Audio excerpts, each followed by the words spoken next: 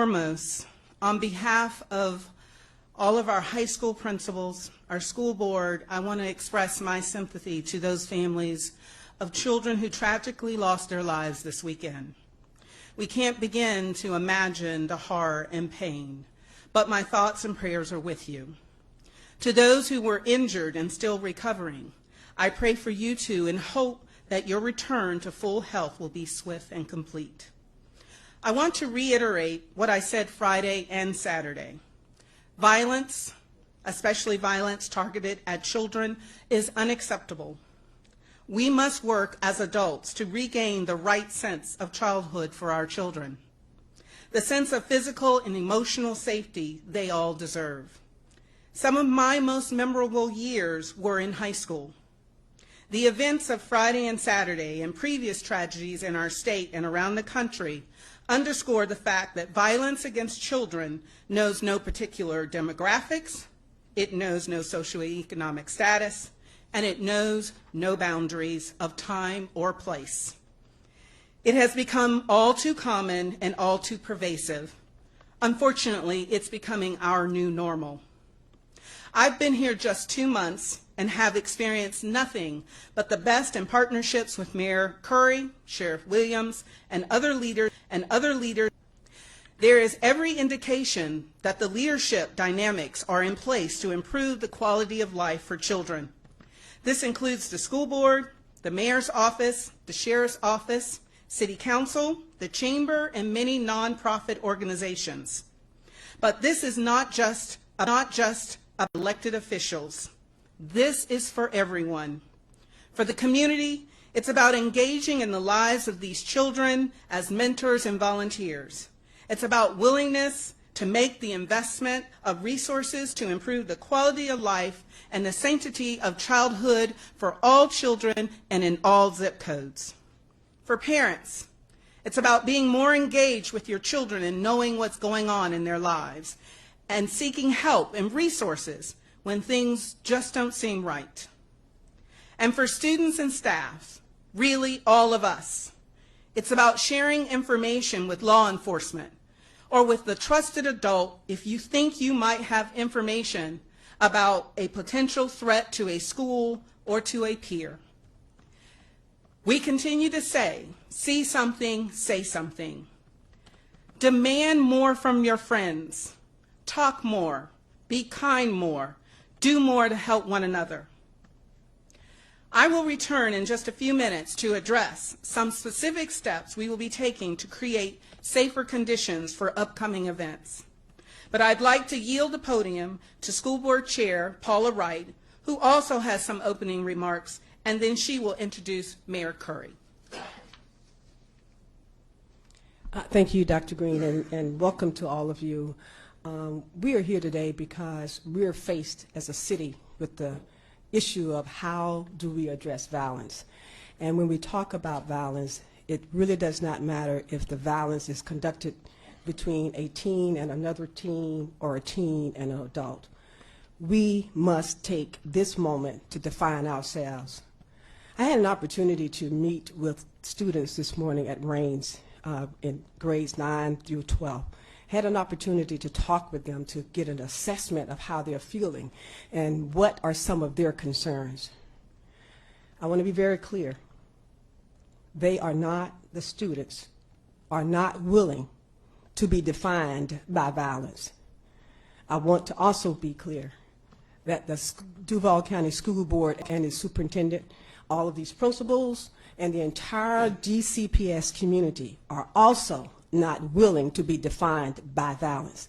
This is our opportunity to come together as a community, inclusive of our students, and find activities, find initiatives, find ways to help us deal with violence. Dr. Green expressed sympathies on behalf of all of us, and I just want to say, in addition to that, that the entire board is just, our hearts are grieving with heartache for not only the loss of life, but the injuries and the emotional toll this will have on our children, the emotional toll that this will have on our community, and all honesty, the emotional toll this is going to have on our entire city. But I'm also here to say we're better than this. We're resilient. We're a community that's filled with love. We're a community that's filled with encouragement. We're a community that is willing to collaborate and focus on how do we ensure better futures for our students. And that's why we are here today as a collective body to say to all of our students, to all of our parents, to each of you within our community, we're going to unite. We're going to help our students and our staff and our community through the grieving process, but we're also going to take action. And it is in the action steps that we will redefine and rebrand who we are in Jacksonville, Florida, as a part of Duval County Public Schools. And now it is my pleasure to bring forth Mayor Lenny Curry. Thank you, Chair. Good afternoon. Through the multiple conversations over the weekend with Dr. Green about yet another tragic event this weekend, one too many, I wanted to be here as the mayor to support your leadership, the school board's leadership, the principals and all the people that you lead. But most importantly, I'm a parent of public school children that happens to be the mayor of Jacksonville. I've got a son that's a student athlete, an 8th grader, football and track and other things. He's participated on the field at Rains. I have a daughter that's a cheerleader in middle school, and I have an elementary school daughter. The point is, Doctor, you said this can touch anybody. When Dr. Green shares the measures that they're taking, I appreciate the leadership and am familiar with the details, but look forward to everybody hearing them. The city will also be taking some steps additional steps to address the issues that we're dealing with. We've invested heavily in enforcement. We've invested heavily in prevention and intervention, but there's more that we can do. But this is the time to hear from Dr. Green, and I'll be happy to address that in the Q&A. Thank you.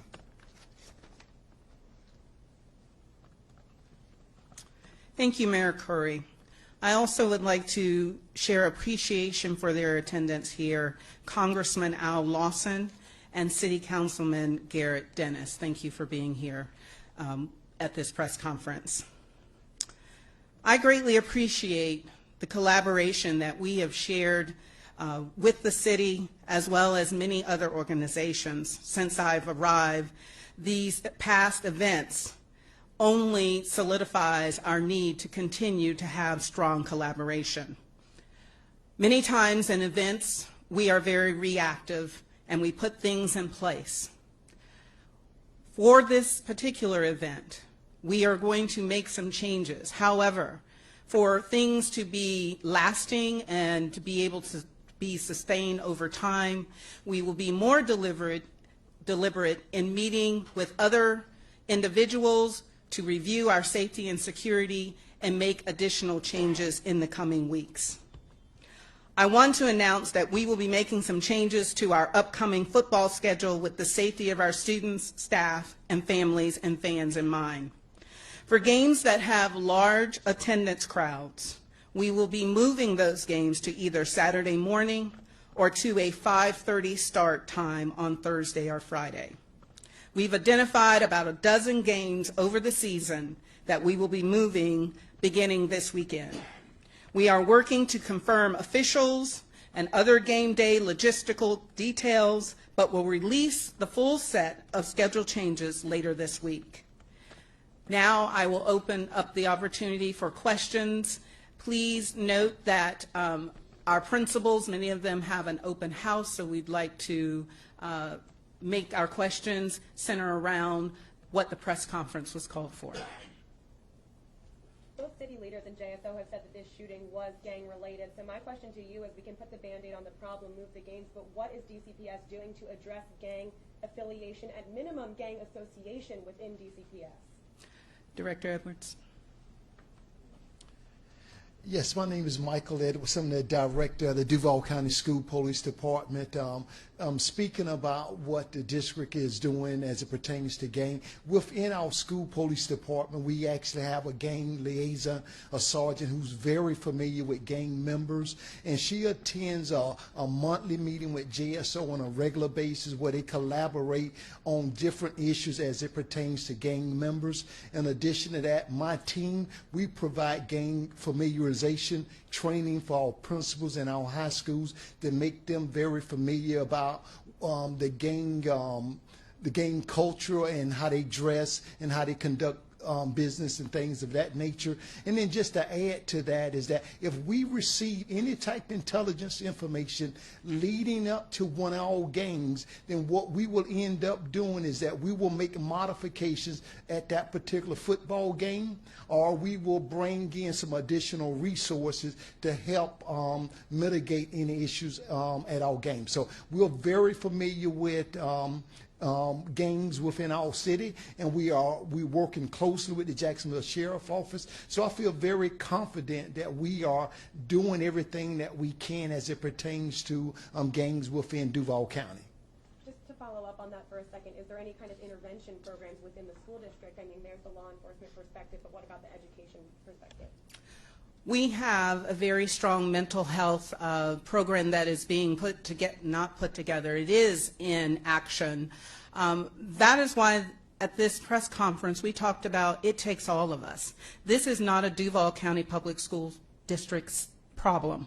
This is the city of Jacksonville problem, and that is why the mayor has openly come to support the school district, because these issues are happening in the neighborhoods. What is happening in the neighborhoods just happens to make their way onto our school campuses. And the reason our principals are here is because we only hear about the negative. I can give you instances each and every day how these principals have intervened, their teachers, their staff, our guidance counselors, our therapists have intervened to help young people make better choices and better decisions.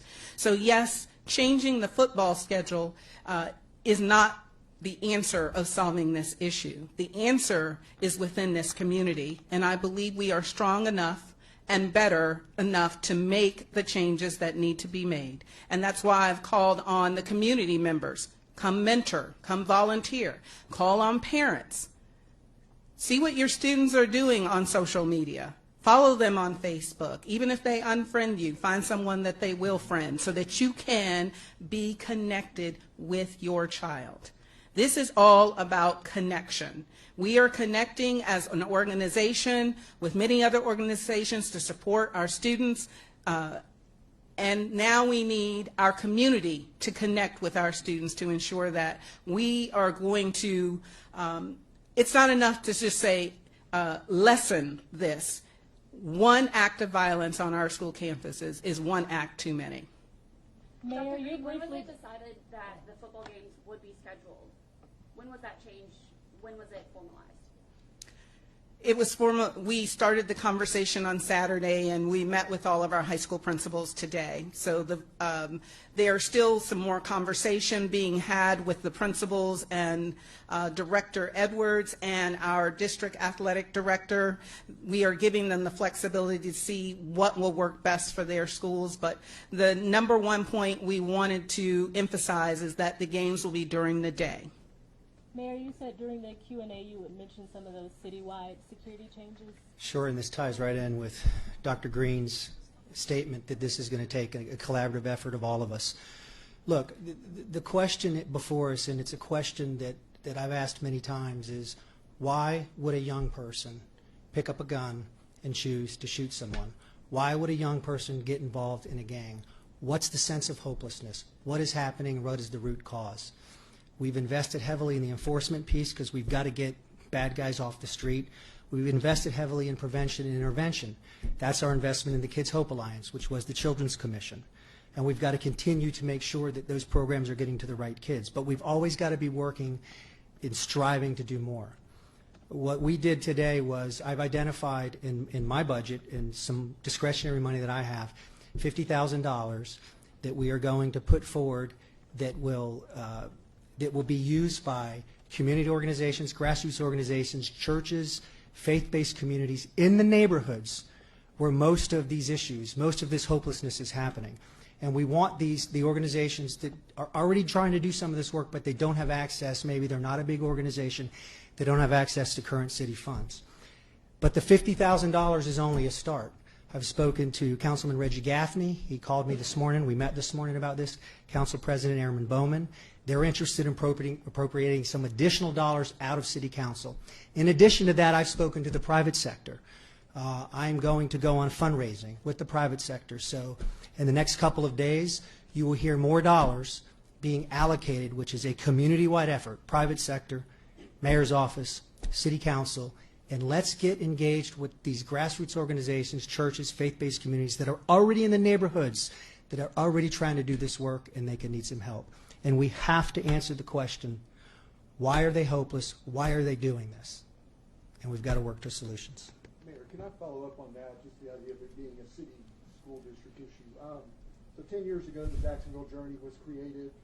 The tipping point there was an 8-year-old girl was shot and killed in her house. Is this a tipping point? Is the community reached the point that there needs to be another large-scale, comprehensive effort like the Jacksonville Journey to really look at all facets of this issue and come up with perhaps a better funded program even than what's now there to really address these deep. I'd say, Dave, the tipping point, it's tipped. Okay, it's tipped. One's too many. We reinstated the Jacksonville Journey. As we got involved and we looked for efficiency, as you know, we consolidated, created the Kids Hope Alliance. Those dollars are there now. We're now going to appropriate these dollars, ask the private sector to get involved. They will. I've already made many of those calls. But yeah, we need as many resources are finite, but we need to chase every single resource that we can and invest in these neighborhoods, in these organizations that are going to get to these young people. Do you feel the resources are at the right level now and just need to be used differently, or how do you feel about Dave, I mean, there's a lot of hopeless young people and families in this city, and we can always use more dollars. Dr. Green, can you talk about the purpose of the executive committee meeting that the school board had at 2:30 today? The purpose of that meeting is to address safety and security issues that we feel need to be expressed to our board so that they are fully informed of how we are ensuring that our students are safe. Why did you choose to have it in a closed-door meeting? Our state statute gives us that authority to have an executive session related in a closed-door meeting related to anything that is about safety and security or surveillance. Friday Night Football is a tradition that's been along for a while, so this is going to probably cause some problems. Is there a plan to put the games back? Is there like an end point where if something happens, we can start maybe returning back to normal? As I stated in my earlier statement, we are at a new normal. So getting back to normal is, quite frankly, very difficult to define. As I shared with the high school principals, we are not going back to what was traditionally the Friday night football games without major adjustments.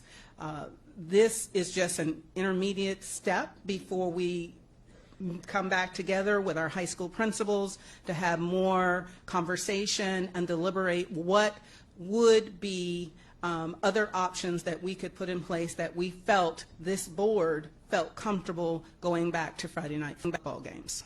We're hearing that there were security changes at Ribault, Lee, and Raines for today. Is there any reason specifically those three schools? Out of an abundance of caution, because Ribault and Raines are right around the corner of each other, we felt compelled to ensure that, one, we are sending the message to our community that we take this very seriously and the safety and security of our students is right now our first priority. And two, we had students that we wanted to make sure that they had access to our crisis team, to therapists, to discuss as Chairwoman Wright said, many students have been affected by what happened Friday evening. And so we are just being very cautious in moving forward and making sure that those schools have the support that they need. Do we have the principal of Rains here? If I may, is he here? Yes, Mr. Hall is here. Hey, I'm just wondering, what has this past couple of days been like for you, having had this happen at your school, if you wouldn't mind giving us some comments? Of course, it's a little stressful because of the killing that happened in the neighborhood. And they're looking that most of the people in the community will think that it's all about Rains and it's our students, but it was not. It did not happen. One of the, and let me slow down, one of the victims was one of our students, but the perpetrator supposedly may not be ours. The other students were not ours, and it's not about Rains. It did not involve a lot of Rains students. So it is a little stressful to hear the community think that it's about a school that we've done so much with, and our school with the graduation rates and the success with the academics, to hear that sometimes we get a black eye for something that's not about our school. It was just disheartening, I guess. Is that? Very disheartening.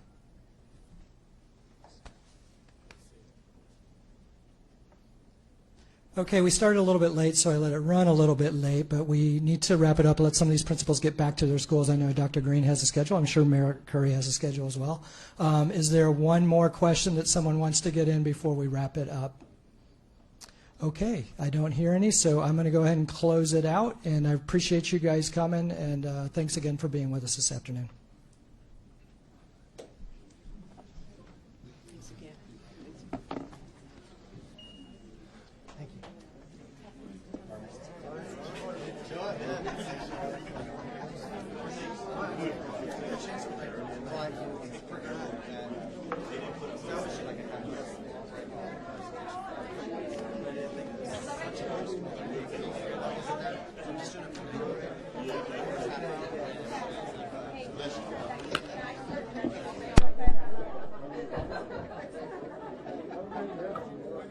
Come